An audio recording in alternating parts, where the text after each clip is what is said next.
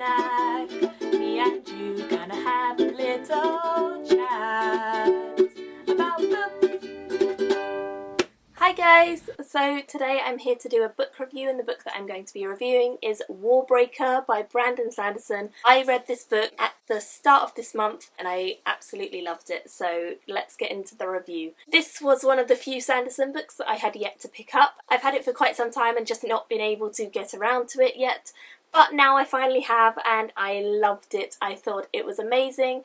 I definitely wouldn't say it's my favourite Sanderson, but I loved it all the same because it was a wonderful, wonderful world. I think that the Mistborn series is better than it, so I don't think if you want something as good as the Mistborn, you should read this.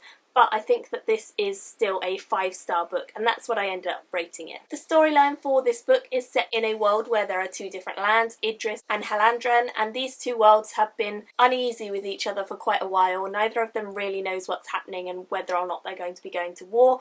They formed a treaty about 20 years back to marry the princess from Idris to the God King from Halandren, but that treaty has all but been forgotten, and people aren't sure if the Idrians are really going to send their princess when she turns to the correct age, and it's all a little bit in uproar about whether or not these two lands are going to go to war and fight one another. We follow Ciri and Vivenna. Vivenna is the older princess who has been betrothed to the God King since before she was born, and Ciri is the youngest of the three sisters. The middle one is a monk and we don't see her very much, but Ciri is the youngest.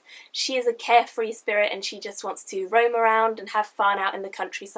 She doesn't really like being a princess too much. She kind of wants to do her own thing, and she doesn't want to live up to the expectations of her father. Her father, the king of Idris, he basically doesn't like colour. He doesn't like anything to do with colour. Colour is essentially highly valued within Halandran society and highly abhorred within Idrian society. If you can see all these brilliant colours, then you probably have a lot of breath. Breath is essentially the power or the magic source that is used within this world, and you get a person's breath by them giving it to you or them dying and passing it along to you.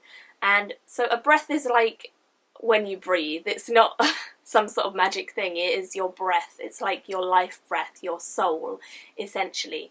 And people can gain an awful lot of breath by asking people for their breaths and things like that. You can survive without breath, but if you have more than one breath, if you have multiple, or if you have hundreds or thousands, then you start to gain all sorts of interesting powers. For example, if you have a fair amount of breath, then you will be able to speak in perfect tones, or you will be able to see perfect colours, or you will be able to awaken things, which is where you take the breath from inside you and put it into an object, and that can basically take on a life of its own and be controlled by you, and so on. So there are so many really awesome powers within this. But in Halandren, these are seen as wonderful, and in Idris, these things are seen as terrible.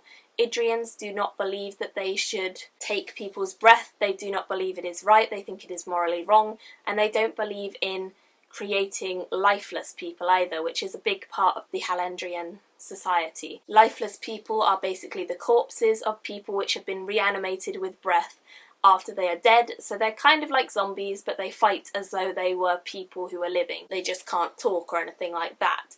So it's a very interesting world. There's a lot of complicated magics and so on that all cross over with each other, and it did take me a little while to learn what all of these different magics and so on were and what they all meant and so on. So I've tried to give you as comprehensive a description as I possibly can. I'm sorry if it's really confusing. But as I say, the story does start off a little bit complicated, and as you go through, you start to learn a lot more about these powers, and you start to learn how people get them and what it's all about. Both of our princesses from Idris end up in Halandren, and they are both there for different reasons. They're both there as major parts of the story, and we follow both of their adventures and their storylines. And I really enjoyed that. I thought it was a really nice dual parallel kind of storyline, and then we had dashes of other people thrown in here and there too, which were important people, so that was fine. I think that the story was really well written. I didn't like one of the characters quite as much as the other. I definitely preferred Ciri as a character. I thought she was really calming and fun and carefree presence, but when she had to knuckle down to the serious business, she did it very well. She was very comprehensive in how she thought about everything, and I really enjoyed her personality. I thought she was a very inventive young female. Whereas Vivenna, I felt like she was a little bit more spoilt and she was a little bit more pampered and she was a little bit more stuck up about everything, which led her to make some bad decisions, and she didn't really consider everything she was doing as much as she should have. So I didn't like her personality quite as much, and for a lot of the book I wasn't really rooting for her to win or succeed at what she was doing. But by the end of the book I definitely felt like she had improved in personality and that she had learned an awful lot from the things that she has to go through within this. We also have all sorts of different other characters, such as Dent, who I really enjoyed, and Tonkfar. Both of those characters were really funny, very humorous and very witty in the comments that they came up with. They just made me laugh and were amusing.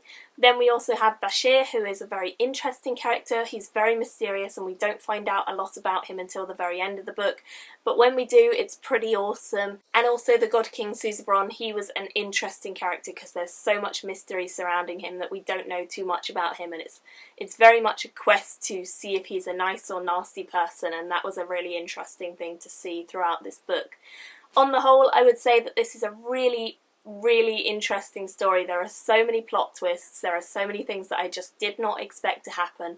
It's a lot more action-packed than I first imagined it was going to be, and it was just such a wonderful rollercoaster ride of a story. So I would highly recommend this if you are a Sanderson fan or if you want to try out his work. I would say that this is a really fun read.